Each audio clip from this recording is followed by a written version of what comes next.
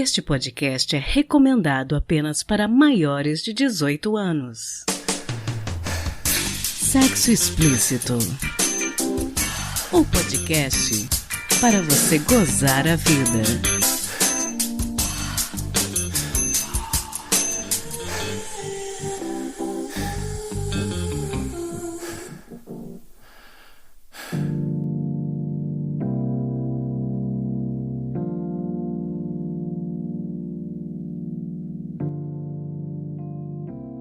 Taradinhos, tudo bem com vocês? Dia 20 de novembro foi o Dia da Consciência Negra e eu quis aproveitar para bater um papo com vocês a respeito de objetificação e sexualização de homens negros, um tema que é muito triste e difícil e sobre o qual eu sei muito pouco. Como mulher eu já fui objetificada, mas eu venho de uma família racialmente misturada. Minha mãe é branca, meu pai é negro e meu pai, apesar de ter a pele retinta, não se reconhece como negro. Minha mãe tem atitudes racistas no dia a dia, por incrível que pareça, e as minhas irmãs, apesar de terem mais melanina que eu, não se reconhecem como negras. Eu sou percebida como branca por muitas pessoas e ainda estou tentando encontrar o meu lugar no mundo. Então, no episódio de hoje, eu conversei com duas pessoas e proponho para vocês que a gente reflita de mente aberta sobre as informações que eles irão nos passar a partir das suas vivências e lugares de fala. O nosso primeiro entrevistado é o sociólogo Túlio Custódio. Eu conversei com ele um pouquinho a respeito de objetificação, por que não existe nenhum lado positivo nisso, e falamos sobre o conceito de palmitagem também. Depois, eu conversei com o fotógrafo e modelo Lucas Silvestre, que compartilhou conosco sua perspectiva e experiências vividas. Achei que, como um todo, este episódio ficou bastante rico. Espero que vocês aproveitem a conversa como eu aproveitei. Não posso deixar de lembrar a vocês que o podcast possui 3 planos de assinatura ativos em picpay.me/sexo explícito nos valores de R$1, R$5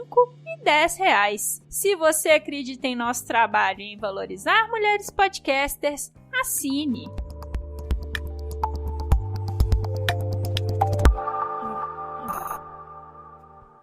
Olá, taradinhos, tudo bem com vocês? Aqui quem fala é Priscila Armani e esse é o Sexo Explícito, podcast que sempre tenta trazer discussões relevantes para vocês refletirem. Hoje eu estou aqui com o Túlio Custódio. Bem-vindo, Túlio. Olá, pessoal. Bom, Túlio, conta pra gente quem você é e o que você faz. Claro, eu sou o Túlio Custódio, né? Sou sociólogo e curador de conhecimento, né, do explorado. E dentre as coisas que eu faço e me interesso, tem o tema de masculinidades. É um tema que eu venho estudando, pesquisando aí há alguns anos, muito por um interesse que não é só acadêmico, né, porque não é nem o meu tema de estudo acadêmico, de doutorado, etc., mas é um tema que eu entendo como uma intersecção, né, para mim, de importância, que é tanto algo que dá para buscar um repertório teórico, que tem a ver com a minha formação, né, como sociólogo, mas também estabelecer um debate público, né, que acho que é onde me interessa mais, estabelecer uma conversa com as pessoas sobre o tema. Bacana demais. Bom, hoje a gente vai conversar um pouquinho sobre objetificação, que é um assunto que para muita gente é meio confuso, né? Como que a gente pode definir o que é objetificação? Bom, objetificação ela é consequência de um processo de desumanização. E para a gente entender um processo de desumanização, nós precisamos entender que existe na nossa sociedade relações de poder que são estabelecidas entre grupos, e muitos desses grupos, ou que dá base, estão caracterizados a partir de marcadores sociais da diferença. Então, quando a gente fala, por exemplo, de relações de gênero, envolve o masculino e o feminino, a gente fala de relações raciais, envolve o negro, o branco, o amarelo, etc. Ou quando a gente fala de relações sociais econômicas, né, envolve o rico, o pobre, classe alta, etc., nós estamos falando de relações de poder. E dentro dessas relações de poder, e especialmente na questão racial, como isso de alguma vez funciona, nós temos um processo de desumanizar o outro e, ao se desumanizar o outro, estabelecer um controle sobre ele. Esse processo de objetificação é nada mais do que uma destituição, né, de reconhecimento daquela humanidade, daquele valor, tá? De tudo aquilo que colocaria aquela pessoa numa condição de igual a você, ou que merece o mesmo respeito, as mesmas perspectivas e cuidados, né? E essa pessoa passa a ser vista, na verdade, nem mais como uma pessoa, mas como algo a ser usado, a ser utilizado.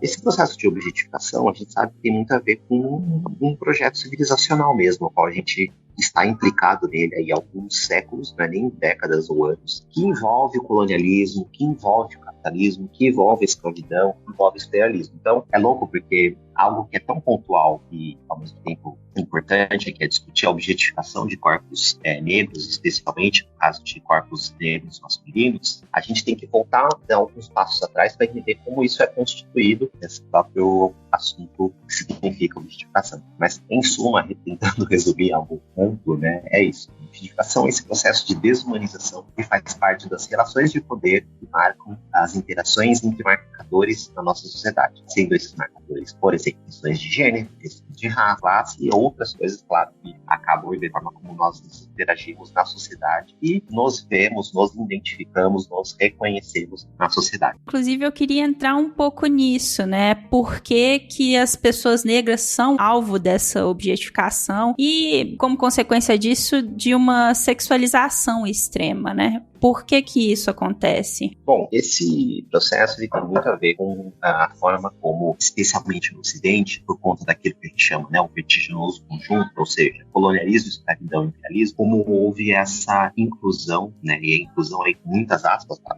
De fato não é uma inclusão, né, é mais um uso ou uma apropriação, mas de forma como ocorreu a inclusão dessas pessoas negras, né, pessoas de origem africana nesse contexto. A escravidão é obviamente um bom, né, um importante ponto de entendimento desse processo, mas não só ela, né? Na verdade, o que ocorreu é uma atualização constante das formas de exploração, opressão e dominação das pessoas negras no contexto das sociedades ocidentais. Então, quando a gente pensa, por exemplo, nas nossas sociedades, que são sociedades capitalistas, organizadas no mercado e da lógica do trabalho, assalariado ou não, né, no caso mais contemporâneo, né, trabalho civilizado e tal, a gente entende que existem pilares que estruturam as relações de exploração, né, e de dominação, envolve esses marcadores, né? Então, somente a questão classe e a questão racial é uma delas. O que aconteceu com a questão racial é que raça se tornou uma espécie de um simulacro, uma espécie de uma falsa imagem com a qual não só foi projetado sobre pessoas negras, mas foi criada uma falsa perspectiva, uma falsa identidade, e essa falsa identidade é demarcada por um processo de animalização, de subhumanidade, né? O negro, nesse contexto, e aí, por isso que a gente tem que dar espaço atrás, porque isso tem a ver com um projeto de civilização, isso tem a ver com um projeto, inclusive, de modernidade, do contexto no qual nós estamos envolvidos aí pelo menos há 300 anos, uma lógica de igualdade, liberdade, fraternidade, que o negro, enquanto um componente, né, um sujeito, ele é o quase humano. Ele não é totalmente um animal,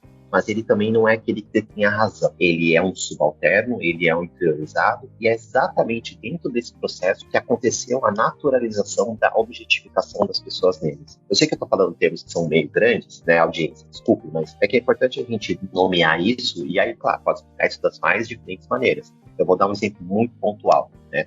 Que é, por exemplo, o que significa quando as pessoas recebem no celular delas um meme, um Kid Bengala, um homem negro com um pênis gigante. Né? O que significa essa imagem dentro desse processo de objetificação? É que o Kid Bengala, essa pessoa, ela não está sendo lida como uma pessoa, ela está sendo lida como um objeto, no caso o pênis, o grande pênis, que está acoplado a um corpo de um homem negro. E esse corpo negro, ele representa uma série de pré-concepções, né, de fantasias ou imagens falsas que foram criadas em torno dessa vivência, dessa vida e desse corpo, que um deles é, inclusive, a existência desse pênis grande. E a existência de um pênis grande numa sociedade patriarcal, colonialista, supremacista branca, informa que é algo que é um objeto fálico pode ser usado para a satisfação de desejos. Agora, é muito interessante pensar que o pênis do homem negro, ele não representa um falumento de poder, ele representa um falo como um instrumento utilizado para a satisfação do desejo do outro. Essa é a objetificação. É desatribuído a esse ser, não que seja bom, tá? A gente pode conversar mais sobre isso também, que tem a ver com esse projeto patriarcal de dominação falocêntrica, mas ponto é destituído desse sujeito, caso desse homem negro, a possibilidade de ser reconhecido como um ser humano, para além dos objetos ou para além dos elementos que ele carrega, que são simplesmente usados e apropriados pelo outro, não por ele mesmo. Eu trouxe um exemplo muito pontual de uma coisa que, tristemente, a gente sabe que ainda circula aí nos WhatsApps da vida, e, né, como se fosse piada, etc. Tal, mas que na ponta uma representação, uma manifestação desse processo de objetificação de um corpo negro, no caso de um homem negro. A gente tem muitos outros exemplos, né? A Globeleza, quer dizer, nem existe mais, né? Mas que ela representava, principalmente nos anos 90, alguns filmes e vídeos e coisas manifestadas no audiovisual. Tudo isso é um exemplo de como essa objetificação, no limite, ela expressa pessoas negras, corpos negros, não são vistos como pessoas, não são reconhecidos em sua humanidade. São vistos como objetos de uso, seja o uso sexual, seja o uso de trabalho, seja o uso exploratório, sempre o uso, né, o reconhecimento pleno. Bom, e na nossa cultura, apesar de tudo isso que você pontuou, ainda tem pessoas que insistem em ver isso sob um prisma positivo, que querem ver isso como se fosse algo positivo ou algo até que os negros poderiam usar a seu favor. Por que que isso não é verdade, né? Por que que não procede esse raciocínio? Ótimo ponto. Eu acho que até comecei a responder quando eu falei da imagem que a gente bengala, mas essa é uma das grandes armadilhas do projeto patriarcal falocêntrico, né? Aquilo que a gente chama o nome feio, né? Nome botânico, né, que é a masculinidade hegemônica patriarcal. Por que é uma armadilha? Quando a gente pensa e tem componente, o sujeito negro, ele é parte de um processo de construção de subalternidade, de inferioridade, o homem negro, mas também outros homens, né, então o homem que representa o modelo padrão do homem branco, o heteronormativo, o rico, localizado nos países centrais, etc. Ele vai estar sempre correndo atrás do prejuízo, para usar uma expressão mais popular, né? Ou seja, ele vai estar sempre buscando conformar e performar atitudes e comportamentos que de alguma forma podem trazer para ele um reconhecimento social de que ele está próximo ou ele é de fato aquele homem que representa um padrão social. E uma das formas comportamentais, que a gente chama da dimensão estética, do que representa ser um homem num projeto de masculinidade radical, é a representação do garanhão, é a representação do homem que domina, né, ele exerce controle, né, sobre os outros corpos, sobre as outras vidas, especialmente, claro, as vidas femininas, mas não somente, a qual ele exerce controle a partir da sua sexualidade. O pênis e todos os outros elementos se tornam uma ferramenta de exercício de poder. E aí vem todo um imaginário que é construído do homem que pega todas, do garanhão, né, o homem danado, etc. e tal. E aí, dentro dessa representação, muitos homens negros já compondo essa imagem, né, do pênis grande, etc. e tal, todas essas fantasias racistas que são construídas em produto negro, ele se torna uma possibilidade fantasiada de reconhecimento desse lugar de homem a partir do momento que esse homem negro está tentando exercer esse lugar do garanhão. Mas por que isso não ocorre nesse caso? Porque o reconhecimento da pessoa negra é um reconhecimento objetificado. Ele é um reconhecimento fragmentado. Como esse sujeito ele não é entendido como um ser humano, ele não é entendido em sua plenitude, compõe não só o corpo, mas a mente e o espírito, ele, de certa maneira, ele é todo fragmentado, todo dividido em peças. E são essas peças que são entendidas a partir da lógica de uso e apropriação dessas peças, com as quais as pessoas vão ver esse corpo negro. Então, o homem negro garanhão, apesar de ele estar exercendo um comportamento que faz com que ele acredite que ele vai ser reconhecido enquanto homem dentro de um projeto falocêntrico de sociedade, na verdade ele está sendo só um instrumento de uso para a apropriação dos desejos dos outros, porque ele é o pênis. E a partir do momento que ele é somente o pênis, ele é um pedaço fragmentado de um corpo que não existe vida, né? Ou seja, que não existe uma certa humanidade. Então, esse, por exemplo, eu estou usando aqui o exemplo da questão do garanhão, eu poderia falar de outros exemplos. O seu ponto é, esse é o motivo do porquê esse projeto ele não prospera para os corpos e para as vidas que não fazem parte do núcleo ou da visão padrão do que essa sociedade prega. Ou seja, um projeto de masculinidade patriarcal, ele é um projeto que, entre outras coisas, ele está baseado numa lógica de divisão binária. Essa binariedade ela é constituída de maneira hierárquica, ou seja, os polos eles estão em uma relação desigual de superioridade e inferioridade, e a partir dessa lógica hierarquizada existe a possibilidade de aniquilação do inferior. Então ele é um projeto de destruição. Claro que eu não vou me arriscar aqui entrar numa teoria da psicologia da psicanálise, mas entender a importância da lógica da produção de morte dentro de um projeto de aniquilação, é um projeto de encerramento, é um projeto de destruição, não é um projeto de reprodução. E há, na verdade, uma reprodução dessas lógicas de morte. E ela está também em modelos de masculinidade, assim como ela está nos modelos de racialização, como a supremacia ou a superioridade branca. Ela também está nas dominações de classe, né, como a lógica que a gente vive hoje, inclusive do neoliberalismo, de uma alta desigualdade econômica. Essa lógica da aniquilação, essa lógica do genocídio, ela também forma esse projeto de masculinidade. Por isso, aí, desculpa ter falado tanto, mas volto ao ponto da sua pergunta feita de maneira muito pontual. É por isso que essa objetificação acontece e é por isso que, enquanto projeto, ela não prospera. Ela não é bom para as pessoas que conformam ou se comportam dessa maneira, porque isso não leva elas a uma ascensão ou a um fato reconhecimento. Isso só mantém elas reproduzindo essa mesma lógica de subhumanização, aniquilação e exercício de poder com outras pessoas. Desculpa.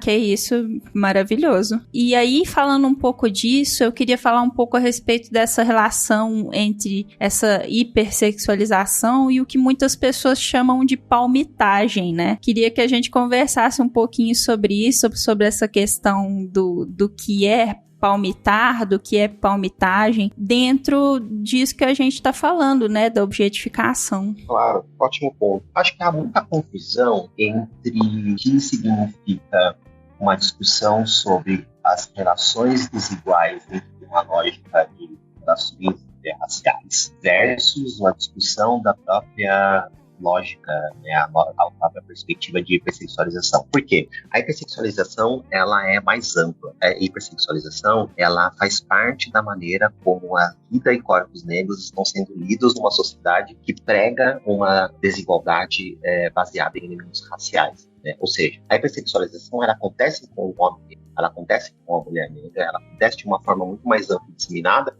E pode acontecer entre as pessoas, porque, de fato, não existe quando você vive num regime ético, moral, social, você internaliza as normas e as perspectivas da sociedade, e não é só porque você é uma pessoa negra que você não vai acreditar nas coisas que, de alguma forma, foram internalizadas em você. Então, a hipersexualização, de uma certa maneira, ela é amplamente disseminada, porque ela é um componente de construção ético e imagético do que representa ser um negro, então ela é mais ampla.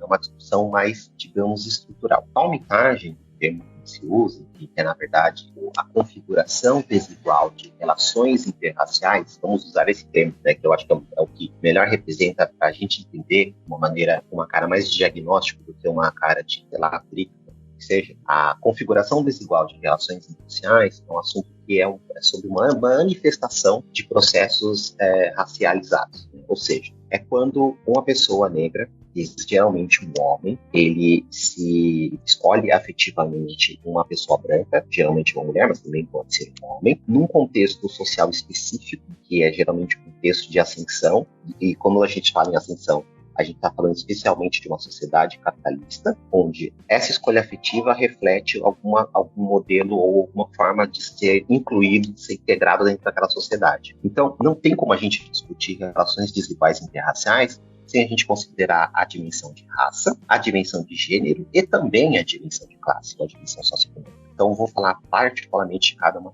A primeira, na questão racial, é a ideia de que a integração, ela de alguma forma só pode ser realizada a partir do componente branco. Essa não é uma perspectiva que é racional na cabeça das pessoas. As pessoas nem sempre têm consciência disso, mas existe uma projeção, existe uma construção de que o padrão e de que o ideal, algo até que eu já falei anteriormente quando estava falando de masculinidade patriarcal, de que o padrão é o branco. Então, como forma de demonstrar que eu estou inserido ou estou integrado naquela sociedade qual o padrão é o branco que eu busco, é o branco que eu emulo em relação a comportamentos, questões, etc.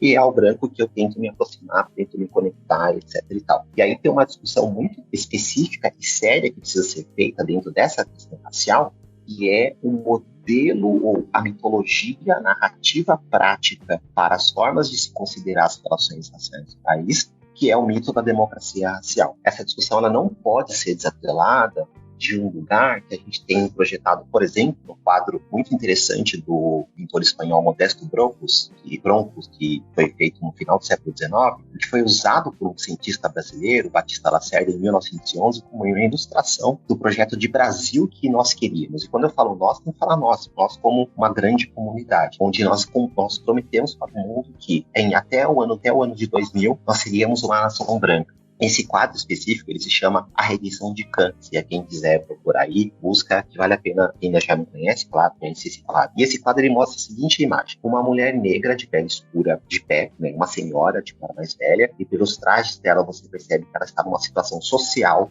de subserviência. Ela provavelmente é uma ex-escravizada ou uma empregada doméstica, que seja. E ela está meio que louvando ao céu, né, com as mãos de uma forma demonstrando que ela está agradecendo aos céus. Do lado dela está a filha dela, uma mulher negra de pele mais clara. Então você já percebe que houve ali algum processo de uma relação interracial para essa menina, idealmente. É claro que isso é mais complexo, porque se a gente fosse falar numa discussão genética e a gente ia para o outro lado, mas o ponto é uma representação gráfica que já houve ali uma relação interracial. Então essa menina, ela tem a pele mais clara. Ao lado dessa menina tem um homem branco, que provavelmente é o marido dela, o parceiro dela, que seja o pai dessa menina. Um homem branco, e um homem branco com traços europeus, né? Ele é meio que loiro, enfim, ele tem todo um poder ser uma representação de um homem espanhol, de um homem português, etc. E no colo dela tem uma criança branca, totalmente branca, e desenhada de uma maneira como se ela fosse um anjo. E todo mundo que de alguma forma já teve alguma conexão com a Bíblia, com estudos bíblicos, sabe que Cã é a marca, uma forma Deus colocou sobre o irmão, agora não lembro de quem, era de Caim, Abião, que seja, mas uma marca que tinha um caráter, inclusive, qual é o nome disso? De praga mesmo, né? Você vai carregar essa marca em você e todos os seus descendentes vão carregar. Que foi, inclusive, um discurso que a Igreja Católica, no século XVI, no século XVII, tinha para justificar a escravidão de pessoas, que essas pessoas carregavam uma marca de Cã. Então, elas estavam, de alguma forma, pagando pelos pecados que a geração anterior a elas já prometeram. A redenção de Cã é exatamente o processo de embranquecimento. É o processo pelo qual a miscigenação racial no Brasil, enquanto um projeto, levaria a instituição de um país totalmente branco. É claro, a gente tem que lembrar que essa ideia, essa visão, ela foi construída no momento onde as chamadas teorias eugênicas ocorriam no mundo. Top das teorias científicas raciais era a eugenia, a ideia de que existia elementos morais que estavam geneticamente conectados aos traços raciais. O negro, o preto, ele representava o africano, ele representava um traço de inferioridade, versus o branco representava o ratio, né, ou a razão, o intelecto, a evolução da humanidade. Então, é nesse escopo que esse mito ele é constituído. E aí a gente volta agora para um dos 3 pontos, que não dá para a gente falar dessa interação desigual racial sem considerar que esse projeto, essa ilusão de democracia racial ainda alimenta o imaginário social. Agora eu vou para outro ponto, de gênero. Por que é importante considerar na discussão de desigualdade interracial? Porque, especialmente com a mulher, ela tem uma representação objetificada também. A mulher, ela representa, numa lógica masculina, hegemônica, patriarcal, de exercício de poder, a mulher representa o objeto de status para você demonstrar a condição social a qual você está. Então, muitas vezes, e isso as mulheres, né, as intelectuais, as que elas apontam, falar sobre a tal contagem, ou as relações desiguais interraciais, é também falar sobre como esses elementos de gênero estão sendo performados por esses homens, no caso, né, muitas vezes pelos homens, ou seja, como que a escolha afetiva da mulher branca está muito mais associada a demonstrar que essa mulher, enquanto um objeto, ela é a demonstração de que ele tem posse de um objeto, que coloca ele numa outra condição social e, portanto, o integra, do que simplesmente uma questão de amor não tem cor, escolha afetiva, assim, nenhum tipo de todas as fábulas românticas que são projetadas. Então, a questão de gênero também tem um elemento importante de se discutir. Aí você vai perguntar, tá, mas e as outras modalidades de relações desiguais interraciais, como a do homem com homem, da mulher negra com homem branco, etc.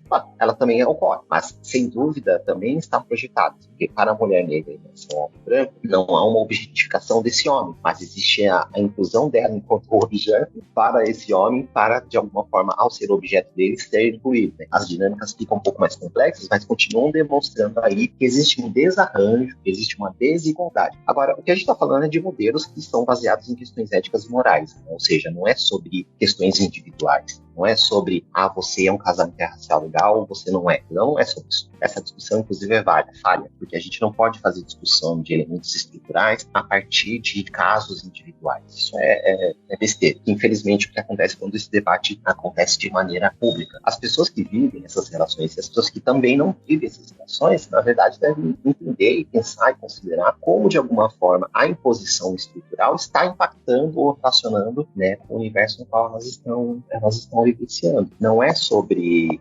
apontar o dedo e dizer, você pode, você não pode, tem que casar com tal, tem que ficar com tal, tem que preparar com não sei o que, etc. Não é sobre isso. E por último, a questão econômica, que tem muito a ver também com a questão de gênero, que é a pessoa, o parceiro, como posse, de maneira a demonstrar a minha integração em relação àquele sistema. Muitas vezes, a discussão da pautagem dessas relações desiguais raciais, ela surge num contexto de ascensão social. Ou seja, o jogador de futebol é um cara que ascendeu socialmente, né, tem uma renda alta, o cara que estudou em tal lugar e teve uma ascensão na sua carreira, no mercado, etc.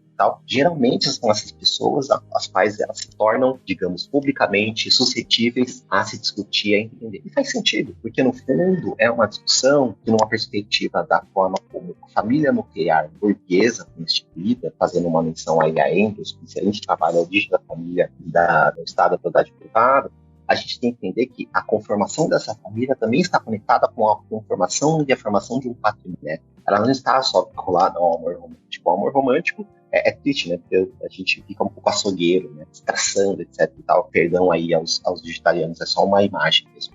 Um ponto a gente entende que muito além do amor romântico, muito além das emoções, muito além da identificação que existe e acontece, e é importante, eu sou uma pessoa que defendo e acredito no amor, a gente tem que perceber que estruturalmente essas relações sociais, as relações das pessoas, são estruturadas por elementos que atravessam as experiências delas antes mesmo de elas pensarem, considerarem, entenderem e racionalizarem sobre isso. Tanto, e desculpa ter falado um monte, mas não dá para falar de palmitagem, né? Ou seja, relações desiguais, sem considerar essas dimensões que intercruzam e atravessam a vida dessas pessoas e, sem dúvida, estabelecer um assunto sério, uma discussão séria sobre isso. No livro que eu até mencionei, o Diálogos Contemporâneos sobre Homens Negros, o Henrique Restier faz uma discussão sobre isso, e o Caio César também, ele faz a discussão da hipersexualização do homem negro e ele vai para essa discussão dos relacionamentos, etc. e tal. Então, é um debate que também está em construção, né, entendimento, tem os livros clássicos, né, como o da Claudete Souza, se não me engano, sobre a solidão da mulher negra, etc., que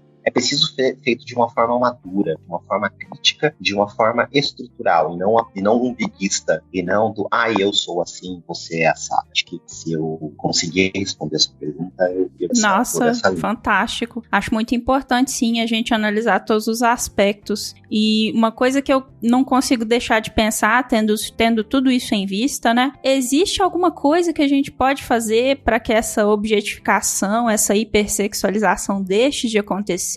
Atitudes, alguma coisa do ponto de vista social? Existe algo que a gente possa fazer com relação a isso? Ótima pergunta. Eu tenho dúvida em responder sobre atos que, por se tratar de problemas amplos e estruturais, né, e aquela velha, eu adoro essa máxima, né, uma andorinha no faz verão, dificilmente nos atos individuais isso se resolve, mas passa também por esses atos individuais, afinal existe uma dinâmica concreta da gente, né, nossa vida, das pessoas, etc e tal.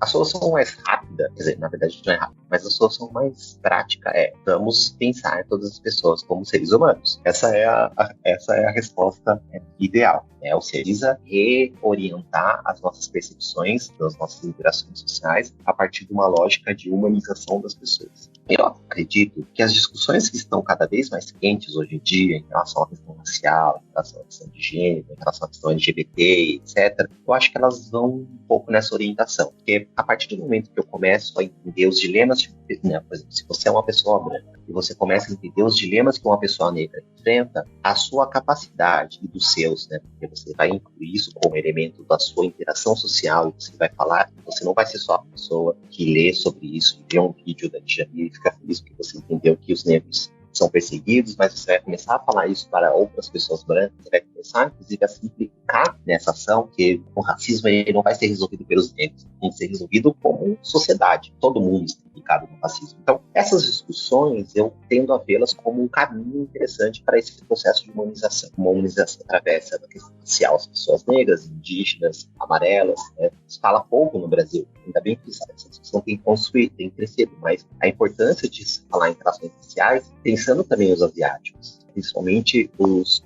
japoneses, né? Eles foram o maior grupo nacional que imigrou para o país, mas você também tem os chineses, os coreanos, etc. E como os asiáticos foram usados dentro dessa construção racial brasileira como a etnia modelo, como a etnia que ela é usada como instrumento, isso é racismo, um processo de objetificação. Eles são objetificados pelo discurso branco, né, da branquitude, como um grupo ideal. Olha só que bonitinho, eles fizeram tudo certo para detratar pessoas negras e indígenas. Né? Olha só, eles chegaram depois de vocês e eles estão em melhor condição de vida que vocês. Ou seja, o problema é vocês, não as dinâmicas raciais do país. Então, isso é racismo. Só que é um racismo em outro lugar. Por isso a gente fala em relações raciais. A gente não fala em negrismo ou negrologia. Fala em relações raciais, porque são relações, são sempre componentes, um lado, um outro, ou vários lados. Entendeu? Então, só para não ficar viajando muito e voltar para a sua vez, eu acredito que essas discussões elas têm um componente interessante porque elas tendem a possibilitar a humanização das partes envolvidas na discussão. A humanização do negro, a humanização da mulher, a humanização do trans,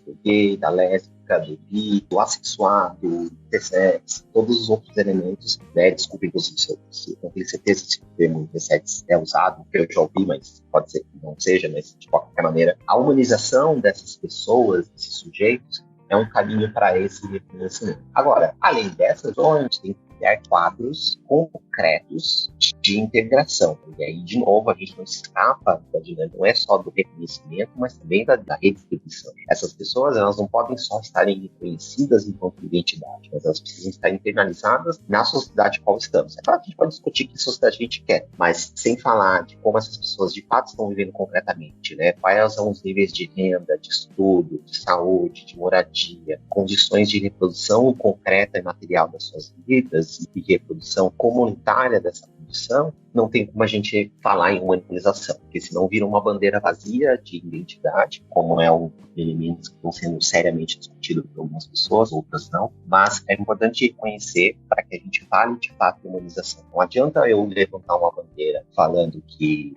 Black is Beautiful, se no momento que eu estou votando, ou na forma como eu estou pensando em políticas públicas, ou considerando a forma como eu vou contratar funcionários, ou vou estabelecer programas de trainee na minha empresa, eu não estou considerando que muitas pessoas negras, por exemplo, não estão tendo a oportunidade de acesso a esses empregos, a essas políticas e a essas decisões. Eu acho que essa resposta é ampla, porque envolve estrutura, e acho que essas ações vinculadas às coisas que eu falei, né, desde a discussão, no processo de reconhecimento, a considerar isso de maneira concreta, né, redistribuição, elas são fundamentais. Inclusive, fugir da tentação do ou, né? Não é ou identidade, ou distribuição, né? Ou, não, é estrutura. Tem como a gente resolver só com uma coisa, né? Com tudo e mais um pouco. Como diz o Mano Brown, né? Eu quero até a sua alma. Eu quero muito mais. Acho que é isso que a gente tem que querer. Eu concordo 100% com você e acho que a gente tem que conversar cada vez mais sobre isso, né? E esse episódio, ele é um começo de conversa, né? A gente não tem a pretensão de esgotar todos os assuntos aqui. E eu quero te agradecer muito por ter conversado com a gente, por ter falado um pouquinho a respeito disso. Queria te pedir para você deixar suas redes sociais para quem quiser trocar uma ideia com você sobre esse e outros assuntos. Deixa seus contatos. Claro, com certeza. Bom, primeiro de tudo, só quero agradecer. Espero que eu não tenha falado de groselha e coisas estranhas, de uma forma que esse assunto seja interessante para as pessoas que estão estudando, né? Obrigado por esse momento de troca. Acho que isso é importante nessas conversas, que a gente vai avançando e compartilhando conhecimento de uma maneira coletiva, como deve ser. Bom, eu tô no Twitter, eu tô no Instagram. Facebook, na verdade, eu tenho, mas eu não uso. Então, até, sabe quando você esquece a senha no computador? Até eu nem entro mais, tenho usado. Mas Twitter e Instagram eu tô mais. Então, vocês podem me encontrar. escrever, acho que Túlio Custódio, vocês acham. O meu arroba é um pouco mais complicado, Custódio, com I mudo, T-A, né, D de dele, A, Thiago. Mas acho que se vocês colocarem Túlio Custódio, eu apareço lá, assim, bem encontrável. E também vocês podem seguir, especialmente no Instagram, o arroba da Curadoria de Feira, o trabalho, né, esse horário também é bem legal, várias coisas interessantes. Enfim, espero que podem me encontrar por lá. Eu vou colocar também todos os links para suas redes na descrição do episódio, no post no site. Muito obrigada, Túlio, por ter tirado esse tempinho para conversar com a gente. Sei que a sua agenda tá cheia, mas eu agradeço demais. Esse episódio, essa conversa me enriqueceu muito e eu espero que enriqueça também todo mundo que tá escutando. Eu que agradeço. Muito obrigado.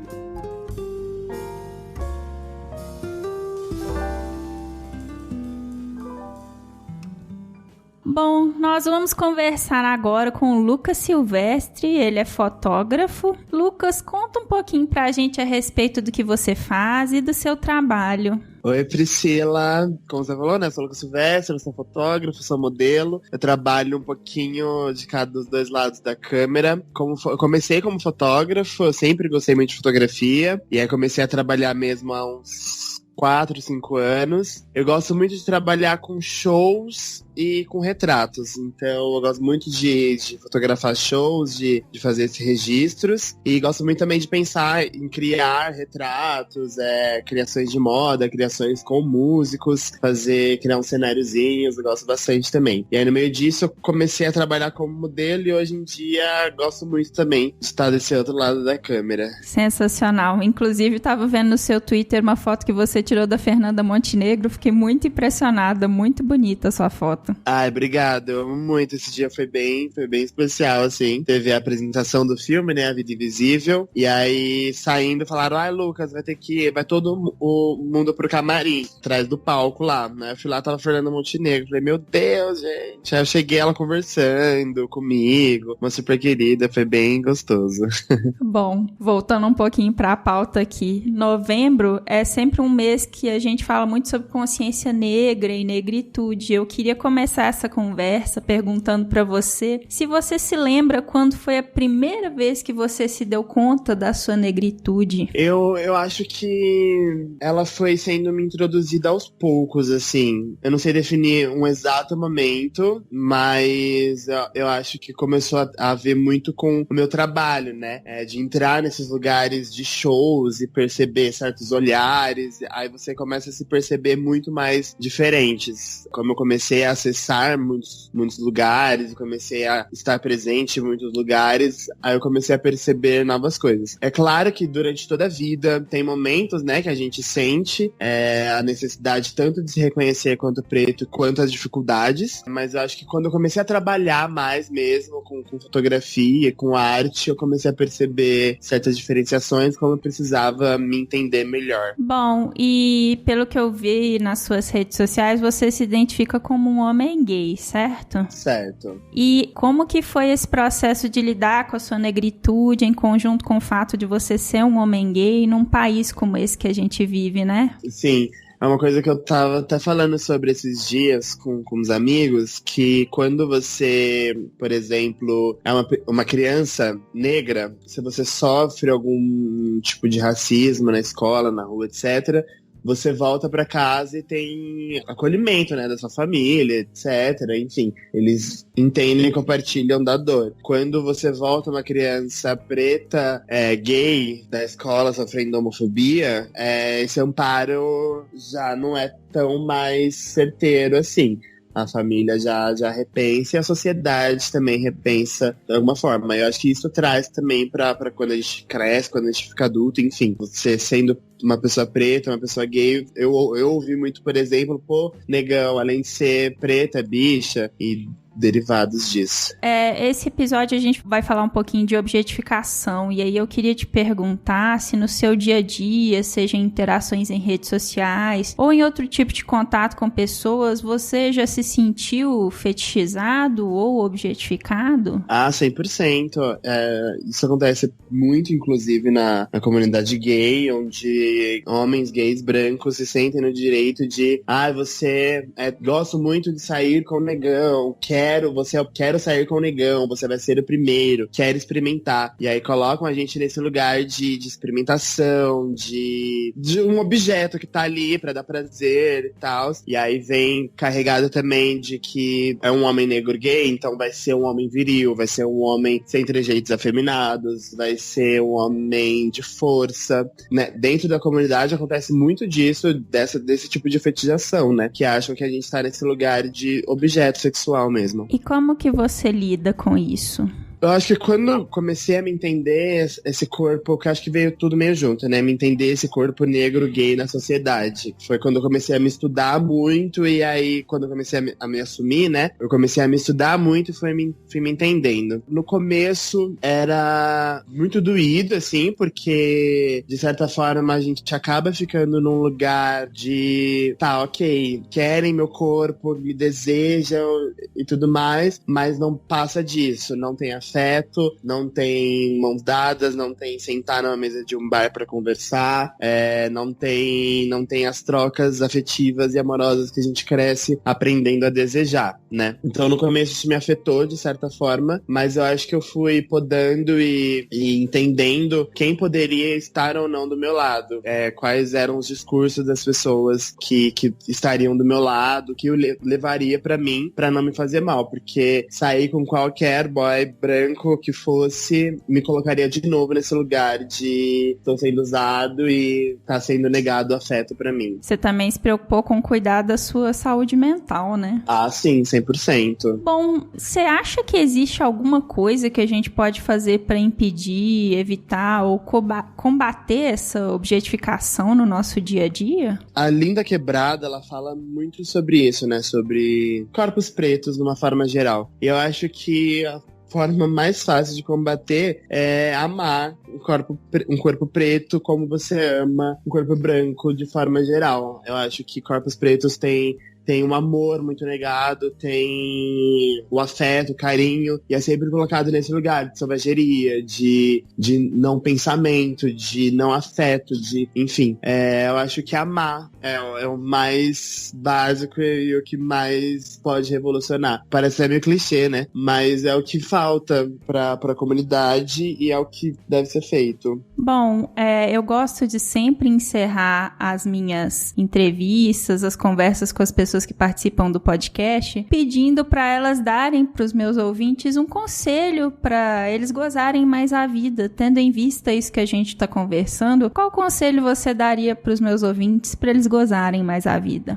Eu acho que eu diria, se liberte e se entenda. Eu acho que se entender é o primeiro processo para se gozar mais numa vida como um todo. Eu acho que eu demorei muito tempo para me entender enquanto corpo preto bicha na sociedade. Eu acho que eu demorei muito tempo para entender o que era realmente prazer, o que era realmente o que eu gostava. E aí, quando eu me entendi, eu fui realmente me estudar, me buscar e me compreender na sociedade como um geral. Eu acho que os prazeres, os gozos vieram de forma mais gostosa. Entender a nossa verdade é sempre muito libertador, né? Exatamente. Eu acho que quando a gente não se entende, a gente se priva de muitas coisas e não se permite aquilo, não se deixa fazer aquilo outro, e quando a gente só, não, beleza, eu sou isso, deixa eu experimentar, fica mais gostoso. Bom, Lucas, obrigado por ter conversado com a gente. Deixa suas redes sociais, seus contatos para quem quiser trocar uma ideia contigo sobre esses e outros assuntos. Minhas redes são todas _Silvestre Lucas e tô lá sempre disponível para trocar uma ideia. Sensacional. Muito obrigado por ter conversado com a gente, viu, Lucas? Eu que agradeço.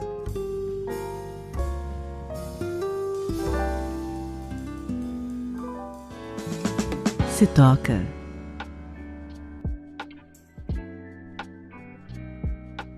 Bom, hoje eu quero dar uma dica que vai agradar bastante vocês. Quem me ouviu no programa da Amarela, Obscenos São Seus Amigos, no episódio que saiu no dia 12, já deve ter me ouvido falar dessa série que eu vou recomendar hoje. Ela se chama Homens e é uma série brasileira, produzida e estrelada pelo comediante Fábio Porchat, um dos responsáveis pelo canal do YouTube Porta dos Fundos. Nessa série, que está na sua segunda temporada, O protagonista, Alexandre, é o típico publicitário branco, hétero, transante, que se vê com um problema que o acomete aos 33 anos. A disfunção erétil. Depois de procurar todo tipo de tratamento médico e de comer todo tipo de alimento na esperança de voltar a ter ereções, ele se vê obrigado a compartilhar sua realidade com um grupo de amigos e a buscar ajuda psicológica. Eu maratonei a primeira temporada recentemente e gostei bastante. Tem uns questionamentos bem válidos e que abordam masculinidade tóxica de um jeito divertido, mas que não deixa de ser sério. É bem interessante. Sem contar que é uma produção brasileira, o que é sempre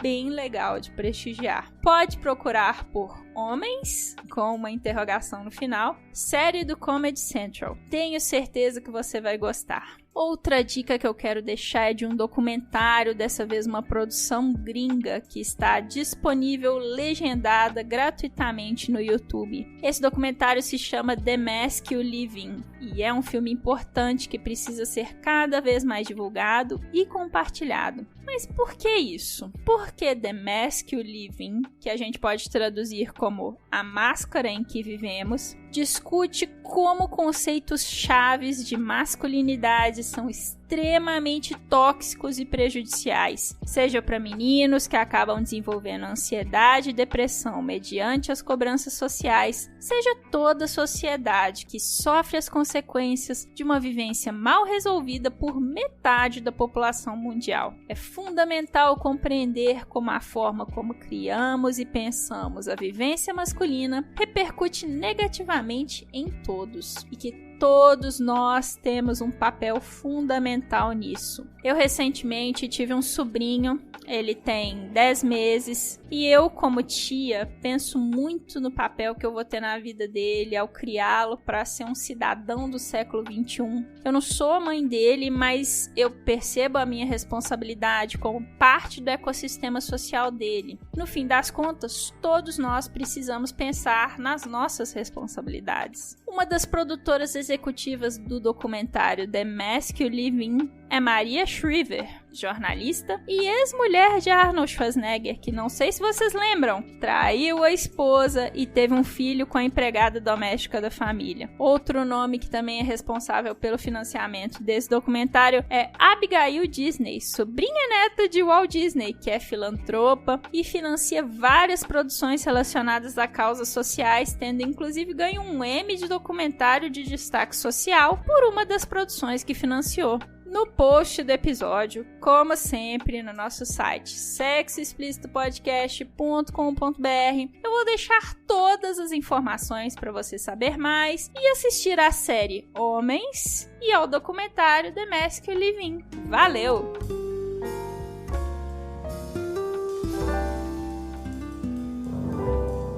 Quem conta um conto? O conto que vocês vão ouvir agora é original, escrito e gravado por uma pessoa anônima que se identificou para mim, mas que não quis o bônus da fama. A pessoa é ouvinte, me mandou áudio em abril com o texto narrado e que havia escrito, perguntando se estava bacana. E hoje vocês vão ouvir com exclusividade. Eu quero agradecer ao carinho dessa pessoa por ser meu ouvinte e por ter cedido seu texto e áudio para o podcast. E quero lembrar a vocês que até o ano que vem eu não estou recebendo novos contos, nem recrutando novos narradores, ok? Então fiquem agora com o conto que eu apelidei de Escritório.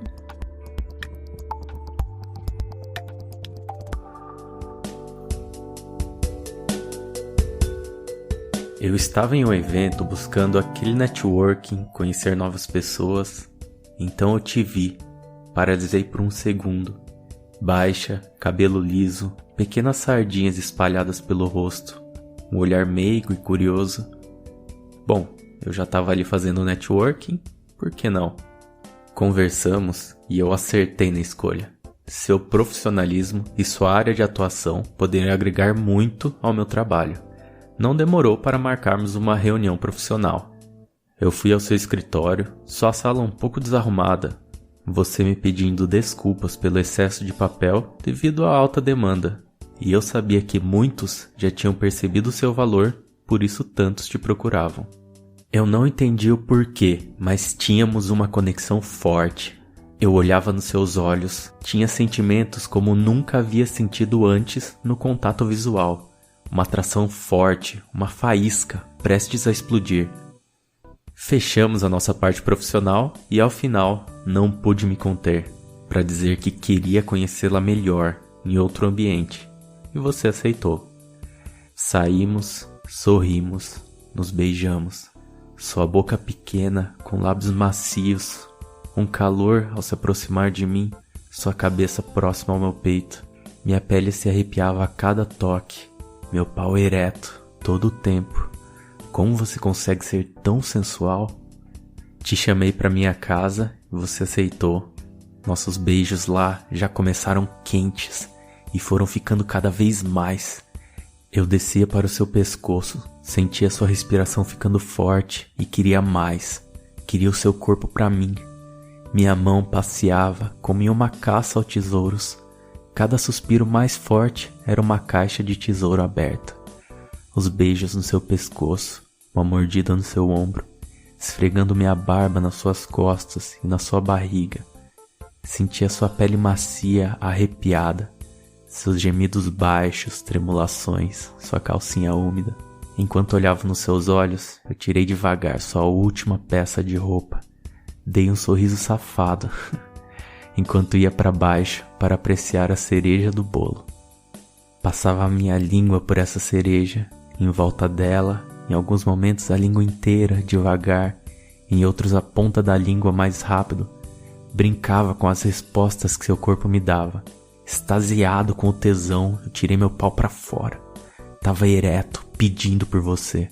Coloquei ele encostado na sua buceta. Te olhei com uma cara de safado. Você me respondeu dizendo, mete em mim. Eu segurei as suas pernas e trouxe seu corpo ao meu. Senti sua buceta molhada. Coloquei até o fundo. Meu pau ficou ainda mais duro ali dentro. Fazíamos movimentos leves, mais fortes. Eu meti em você, você rebolava e ficava intenso e me deixava louco.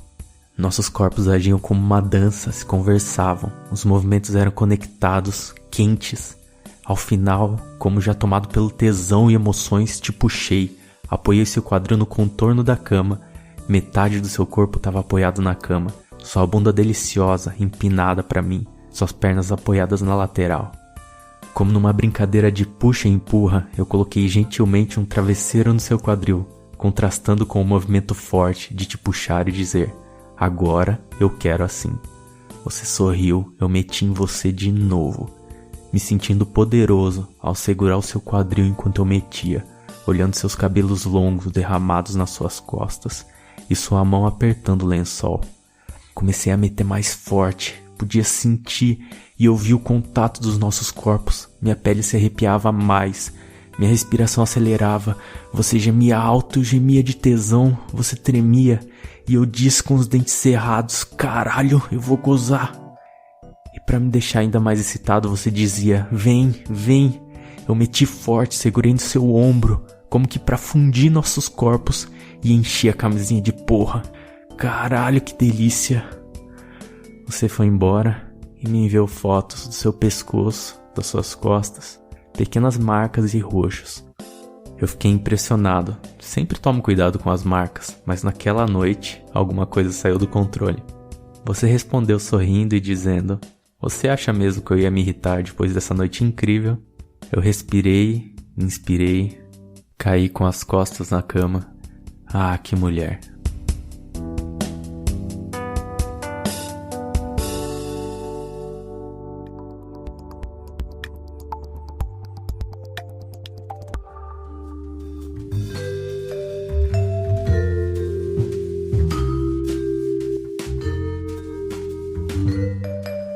Esse foi mais um episódio do podcast Sexo Explícito. Foi bom pra você? Com edição e vinhetas dela, Cafeína, do podcast Papo Delas. Eu me despeço, lembrando que todas as informações sobre esse e os demais episódios estão em sexoexplicitopodcast.com.br. Nosso site é o melhor lugar para você ouvir o nosso podcast. Lembra você também dos nossos planos de assinatura em picpay.me/sexoexplícito. Invista em mulheres podcasters. Esse mês eu tenho de agradecer a Mariana Forster, Magnum Leno, Tabata Lima, Guilherme Fioroto e José Victor de Macedo por serem os meus contribuintes no PicPay. Obrigada demais por apoiarem uma mulher podcaster. Estamos no Instagram no @sexoexplicitopodcast e o nosso grupo do Telegram agora é fechado, só para ouvintes. Quer participar? Me manda um e-mail em sexoexplicitopodcast@gmail.com. E você também pode me ouvir em qualquer agregador de podcast da sua preferência, além de Deezer,